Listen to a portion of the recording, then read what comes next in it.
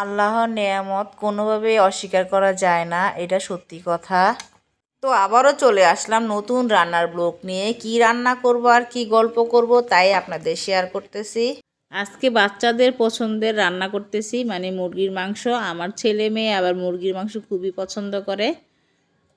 তো চুলায় আমি রান্না বসিয়ে দিছি। এই যে দেখেন, এখানে পেঁয়াজ, কাঁচামরিচ, আদা রসুন একদম ভাজতেছি। আর এদিক দিয়ে আমি সুন্দরভাবে হলুদ মরিচ মাখিয়ে, এই যে দেখেন, সাথে আদা রসুনও দিয়েছি, একটু রাঁধুনি মশলা দিয়েছি, দিয়ে সুন্দরভাবে মুরগির মাংসটা মাখিয়ে রেখেছি। আর এদিক দিয়ে দেখেন নতুন আলু নিয়ে আসছি।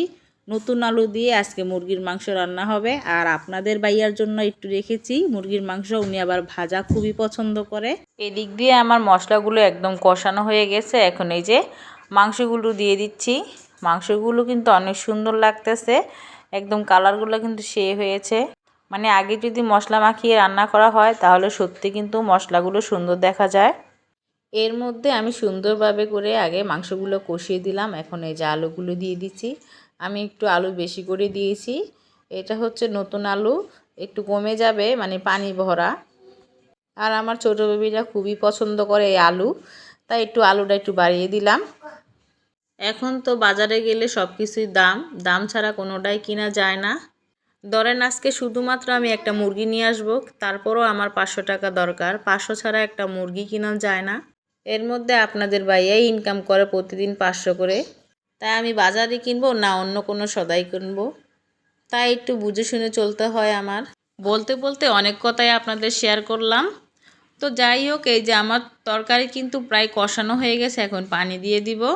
তো আমার আপুরা ভাইয়েরা প্লিজ আমাকে সাবস্ক্রাইব করে দিবেন আর লাইক করে দিবেন, বিশেষ করে আমাকে কমেন্ট করে দিবেন, তাহলে আমার উৎসাহটা আরও বাড়বে।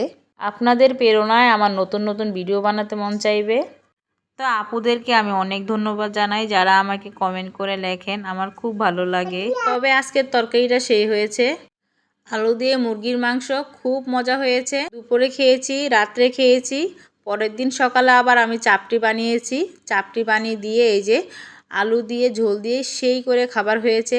আজকের ভিডিও এখানেই শেষ। আল্লাহ হাফেজ।